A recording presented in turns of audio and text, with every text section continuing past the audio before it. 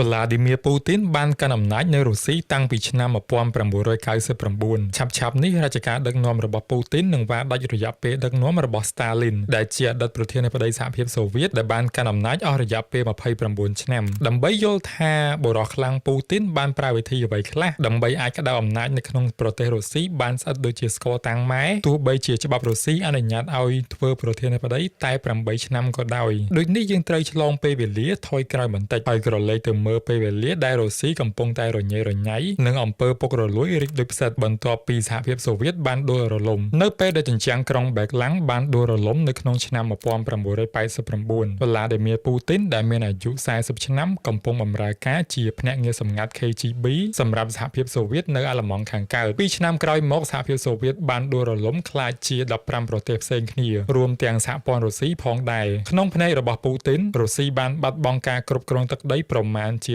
5លានគីឡូម៉ែត្រការ៉េហើយគាត់បានហៅការដួលរលំនេះជាមហន្តរាយភូមិសាស្ត្រនយោបាយនៅក្នុងមួយសតវត្សរ៍នេះរដ្ឋាភិបាលក្មេងខ្ចីដែលទើបនឹងកើតនេះមិនទាន់ឈរជើងនឹងនៅឡើយទៅលក់ក្រុមហ៊ុនរដ្ឋប្រមាណជា 45,000 ក្រុមហ៊ុនដើម្បីទ្រទ្រង់សេដ្ឋកិច្ចដែលមានដូចជាក្រុមហ៊ុនរកស៊ីខាងថាមពលការជីករ៉ែនិងប្រព័ន្ធទូរគមនាគមន៍ដែលធ្លាប់តែគ្រប់គ្រងដោយរដ្ឋាភិបាលកុម្មុយនីសសហភាពសូវៀតស្របពេលដែលសេដ្ឋកិច្ចរុស្ស៊ីកំពុងដុនដាបខ្លាំងនិងពុំមានការត្រួតពិនិត្យត្រឹមត្រូវក្រុមហ៊ុនរបស់រដ្ឋជាច្រើនបានធ្លាក់ចូលទៅក្នុងដៃមហាសេដ្ឋីរុស្ស៊ីតែប៉ុន្មានអ្នកតែប៉ុណ្ណោះប្រធានាធិបតីដំបូងរបស់រុស្ស៊ី Boris Yeltsin ពុំមានប្រជាប្រិយភាពល្អប៉ុន្មាននោះទេនៅក្នុងសង្គមរុស្ស៊ីដោយសារតែការសហការជាមួយនឹងប្រទេសលោកខាងលិចផងនិងគាត់ជាមនុស្សប្រមឹកផងដែលធ្វើឲ្យប្រជាជនរុស្ស៊ីជាច្រើនមិនចូលចិត្តគាត់ដើម្បីបន្តការកាន់អំណាច Boris Yeltsin ត្រូវការគាំទ្រពីមហាសេដ្ឋីរបស់រុស្ស៊ីហើយគាត់បានផ្ដល់អំណាចទៅក្រុមមហាសេដ្ឋីរុស្ស៊ីយ៉ាងច្រើនលើសលប់ដោយពួកមហាសេដ្ឋីរុស្ស៊ីទាំងនោះបានទទួលបានពាក្យហ៊ុននៅក្នុងក្រុមហ៊ុនរបស់រដ្ឋាភិបាលរុស្ស៊ីជាដើមក្រុមមហាសេដ្ឋីបានផ្ដល់ប្រាក់ជំនួយទៅដល់រដ្ឋាភិបាលនិងប្រាក់សម្រាប់ការឃោសនាបោះឆ្នោតសម្រាប់លោកប្រធានាធិបតី Boris Yeltsin នៅក្នុងអាណត្តិថ្មីក្នុងពេលជាមួយគ្នានេះដែរពូទីនបានលាឈប់ពីភ្នាក់ងារសម្ងាត់ KGB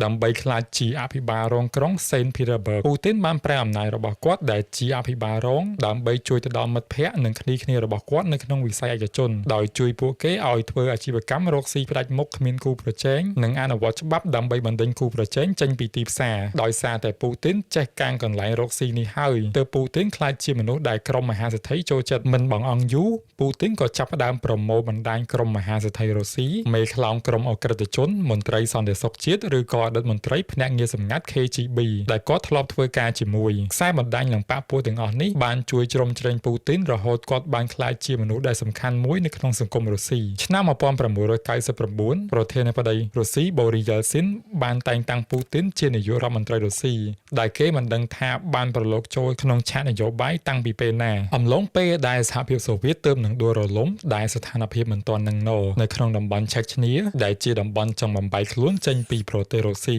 ស្ដេចត្រាញ់និងក្រុមភេរវករនៅក្នុងតំបន់នេះតែងតែវាយប្រហារព្រំដែនរុស្ស៊ីជាញឹកញាប់ខែសីហាឆ្នាំ1999មានការដាក់គ្រាប់បែកជាបន្តបន្ទាប់នៅក្នុងទីក្រុងជាច្រើនរបស់រុស្ស៊ីរួមទាំងមូស្គូផងដែរពូទីនដែលជានាយករដ្ឋមន្ត្រីដែលទើបនឹងឡើងថ្មីនិងពុំសូវមានអ្នកគាំទ្រពីប្រជាជនរុស្ស៊ីបានធ្វើការកោតទោសទៅលើក្រុមបំបែកខ្លួននៅឆែកឈ្នានេះដែលបានវាយប្រហារទីក្រុងជាច្រើនជុំវិញប្រទេសរុស្ស៊ីពូទីនតែងតែលេចមុខនៅក្នុងកម្មវិធីទូរទស្សន៍រុស្ស៊ីហើយគាត់តែងតែនិយាយថានឹងត្រូវសងសិទ្ធិឲ្យប្រជាជនរុស្ស៊ីវិញប្រជាជនរុស្ស៊ីបានគាំទ្រពូទីននៅក្នុងចំណាត់ការនេះហើយប្រជាប្រិយភាពរបស់គាត់បានហក់ឡើងយ៉ាងសន្ធឹកពី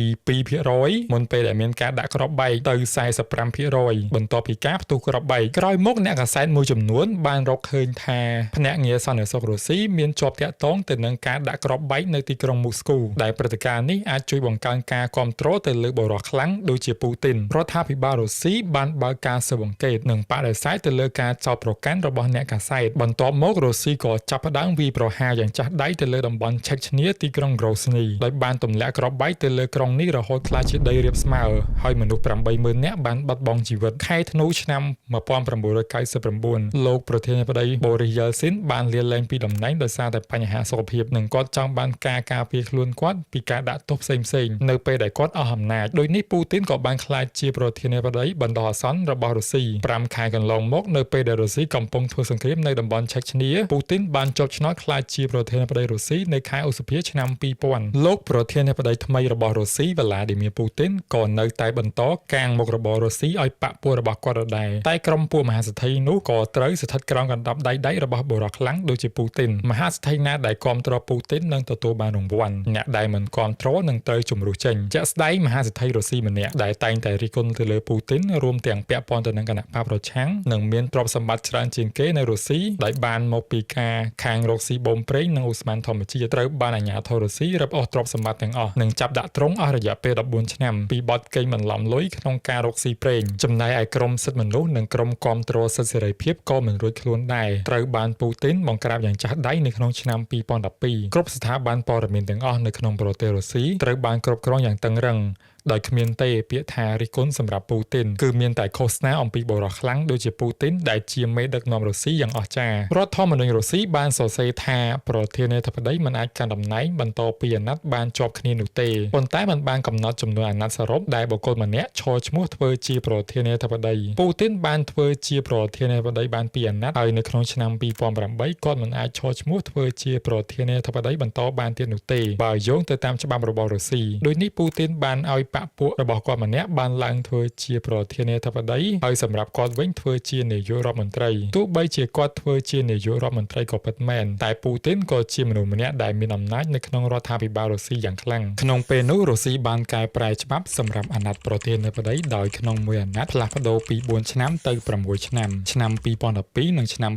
2018ពូទីនមានសិទ្ធិឈរឈ្មោះជាប្រធានាធិបតីម្ដងទៀតនិងបានជាប់ឆ្នោតជាប្រធានាធិបតីបន្តទៀតរហូតទៅដល់ឆ្នាំ2024យុទ្ធសាស្ត្ររបស់ពូទីនក្នុងការយកឈ្នះការបោះឆ្នោតពីប្រជាជនគឺមិនចាំបាច់បន្លំសន្លឹកឆ្នោតនោះទេគណៈកម្មាធិការបោះឆ្នោតស្ថិតក្រោមឥទ្ធិពលរបស់ពូទីនគេគ្រាន់តែដកគូប្រជែងណាដែលមានប្រជាប្រិយភាពខ្លាំងជាងពូទីនចេញពីសន្លឹកឆ្នោតទៅគឺវារួចស្រេចទៅហើយឆ្នាំ2020រុស្ស៊ីបានធ្វើវិសោធនកម្មច្បាប់ដែលមិនរាប់បញ្ចូលពេលវេលាពីមុនដែលពូទីនបានឈរឈ្មោះជាប្រធានាធិបតីនោះទេដូចនេះគាត់អាចឈរឈ្មោះជាប្រធានាធិបតី2អាណត្តិបន្តទៀតរហូតទៅដល់ឆ្នាំ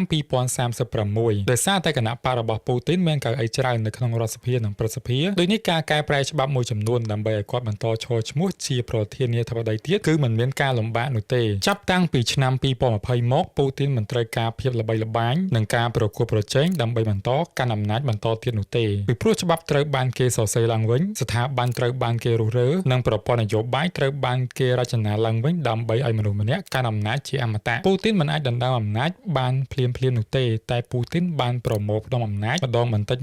ចក្នុងអំឡុងពេលដែលប្រទេសរុស្ស៊ីកំពុងជួបភាពវឹកវរការភ័យខ្លាចនិងការចុះខ្សោយស្ថាប័នផ្សេងៗនៅក្នុងប្រទេសរុស្ស៊ីមិនបានបាត់បង់អំណាចនោះទេអំណាចគ្រាន់តែត្រូវបានប្រមូលផ្ដុំទៅក្នុងមនុស្សម្នាក់ដែលជាបុរសខ្លាំងដូចជាពូទីន